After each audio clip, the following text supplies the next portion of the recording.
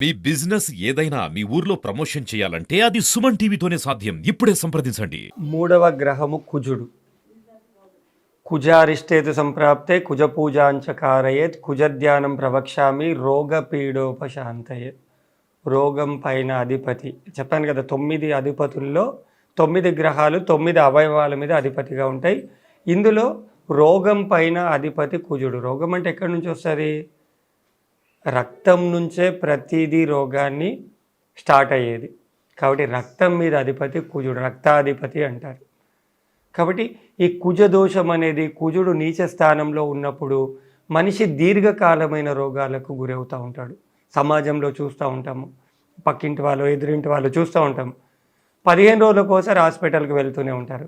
చూసే వాళ్ళకే యాస్ట్ వచ్చేంతగా వెళ్తారు హాస్పిటల్లకు. అది దీర్ఘకాలమైన రోగాలకు దారి తీసేది కుజుడు మంచి లేని టైంలో. కాబట్టి ఆ కుజుడు దీర్ఘకాలమైన రోగాలు ఇచ్చినప్పుడు అసలు ఆ రోగం ఎక్కడి నుంచి వస్తుంది? కుజుడు రక్తహీనతను కలిగిస్తాడు, అంటే రక్తాన్ని తగ్గిస్తూ ఉంటాడు. రక్తం ఎక్కడి నుంచి వస్తుంది?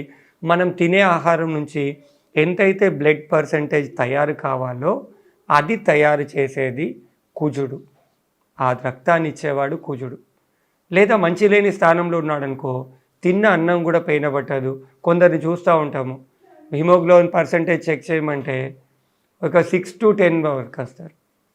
సంపూర్ణమైన ఆరోగ్య సిద్ధితో ఉన్నవాళ్ళు, మంచి బ్లడ్లో ఉన్నవాళ్ళు ఎంత 12 to 14% ఉంటే, కొందరిలో చూస్తాము ఆ కొందరిలో 6, 7, 8% ఉంటారు. అది కుజదోషం ఉన్న వాళ్ళకు రక్తహీనత అనేది కామన్గా ఏర్పడుతూ ఉంటుంది. వీళ్ళు ఏం చేస్తారంటే, మామూలుగా నాకేంది రక్తం లేదు, తిమ్మురులు వస్తున్నాయి, నేను తినే ఆహారం కూడా నాకు ఆ రక్తమే లేనప్పుడు ఆహారం కూడా పోదు, దాని నుంచి ఎంతైతే ఆహారం నుంచి బ్లడ్ పర్సంటేజ్ తయారు కావాలో అది కూడా కాదు. అలాంటి టైంలో హాస్పిటల్ వెళ్తే ఏం చేస్తారు? 1 లీటరు 2 లీటర్ల బాటిల్ ఎక్కిస్తారు బ్లడ్, మళ్ళీ వచ్చేస్తారు. మళ్ళీ కొన్ని రోజులు ఆపుతుంది, మళ్ళీ ఒక 3 నెలలు 4 నెలలు 6 నెలల తర్వాత మళ్ళీ టెస్ట్ చేయించుకోండి, మళ్ళీ సేమ్ 6-7 స్థానంకే వచ్చేస్తుంది. బయట నుంచి వచ్చింది బయట నుంచి వెళ్ళిపోవాల్సిందే. మనకి ఎక్కడి నుంచి అయితే రక్తం దేవుడు ఇస్తున్నాడో అక్కడి నుంచి రక్తం వచ్చినప్పుడే అది ఒంట్లో నిలబడగలుగుతుంది. ఇక్కడ ఏమవుతుంది? కుజుడు మంచి లేకపోతే మన తినే ఆహారం నుంచి ఆ బ్లడ్ అనేది మొదలు కాదు, రెడీ కాదు. అలాంటి టైంలో ఎక్కడి నుంచి వచ్చినా పోదు. ఆ కుజుడు ఎప్పుడైతే మంచిగా ఉంటాడో మనం తినే ఆహారం నుంచి ఎంతైతే బ్లడ్ పర్సెంటేజ్ తయారు కావాలనో అది తయారవుతుంది. దాంతోపాటు రోగాల సూచన చెప్పాను కదా, ఈ బ్లడ్ అనేది సరిగ్గా లేనప్పుడు తరచూ బాడీ అనేది హీట్గా అవుతుంది. అరే జ్వరం వచ్చిందేమో అనుకునే లోపల కోల్డ్ స్టార్ట్ అవుతుంది, హాస్పిటల్కి వెళ్తారు. హాస్పిటల్ వెళ్ళగానే మాత్రలు రాసిస్తూ ఉంటాడు. ఏం రాసిస్తాడు? ఏవో ఒక మాత్రలు రాసిస్తాడు. వస్తాడు, ఒక 10 రోజులు కోర్స్ ఇస్తాడు. నీకు బ్లడ్ సరిగా లేదు, అందుకని నీ బాడీ హీట్ అవుతుంది, ఈ 10 రోజులు కోర్స్ వాడమంటే తాత్కాలికంగా తెచ్చుకుంటాడు. 10 రోజులు వేసుకుంటాడు, దాని పవర్ ఇంకొక 10 రోజులు ఆపుతుంది. మళ్ళీ 20వ రోజు మళ్ళీ స్టార్ట్, మళ్ళీ హాస్పిటల్ పోవాలి, మళ్ళీ తెచ్చుకోవాలి. అలా తరచూ తిరిగే వాళ్ళను చాలా మందిని చూశాను. కాబట్టి ఎక్కడి నుంచి అయితే మనకు సంపూర్ణమైన ఆరోగ్య సిద్ధి కలగాలో అక్కడి నుంచి కలిగినప్పుడే సంపూర్ణమైన ఆరోగ్య సిద్ధి కలుగుతుంది. కాబట్టి అది ఇచ్చేది కుజుడు. ఆ కుజుడికి మనం ఏం చేస్తే ఆరోగ్య సిద్ధి కలుగుతుంది? మరి మనకు సంపూర్ణమైన ఆరోగ్య సిద్ధి కలగాలి, మనం తినే ఆహారం ఉంటబట్టాలి, మంచి బ్లడ్ సమృద్ధిగా ఉండాలి, క్వాలిటీగా ఉండాలి, ప్యూర్గా ఉండాలి, ఇవన్నీ కూడా కుజుడే ఇవ్వాలి. కాబట్టి ఆ కుజానుగ్రహం పొందటానికి మనకు చాలా శాస్త్రంలో, మన వేదంలో, దాంతోపాటు జ్యోతిష్యంలో మనకి చాలా రెమెడీస్ ఇచ్చారు. ముందుగా చేసేది సుబ్రహ్మణ్య స్వామికి పూజ చేయడం. ఒక 11 వారాలు సుబ్రహ్మణ్య స్వామికి ఆరాధించడం వలన, పూజ చేయడం వల్ల మనకి ఆరోగ్య సిద్ధి అనేది, కుజుడు అనుగ్రహం ఏర్పడుతుంది. ఫలప్రదన సంతుష్టాయ నమః.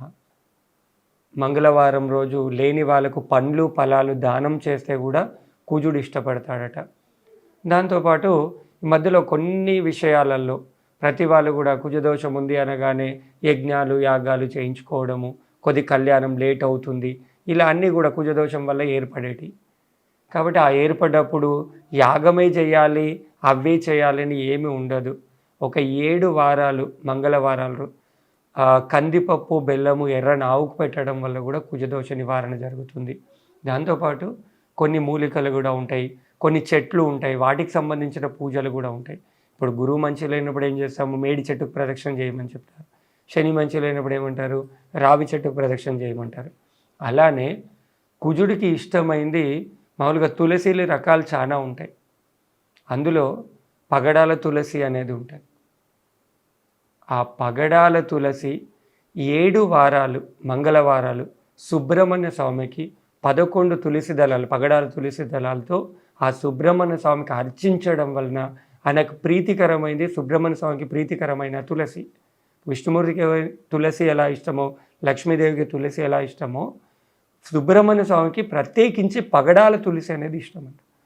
ఆ పగడాల తులసిని ఆ సుబ్రహ్మణ్య స్వామికి మంగళవారం రోజు అర్చించడం వలన ఎంత పెద్ద కుజదోషం ఉన్నా అది నివారణ మార్గం ఏర్పడుతుంది. ఆరోగ్య సిద్ధి లేని వాళ్ళు కూడా ఆ పగడాల తులసితో ఆ సుబ్రహ్మణ్య స్వామికి అర్చించడం వలన మంచి ఆరోగ్య సిద్ధి కలుగుతుంది. ఇలా మంగళవారం రోజు కుజుడికి ఈ రెమెడీస్ మనం చేసుకోవడం వల్ల సంపూర్ణమైన ఆరోగ్య సిద్ధి, దాంతోపాటు కుజదోష నివారణ అనేది మనకి ఏర్పడుతుంది.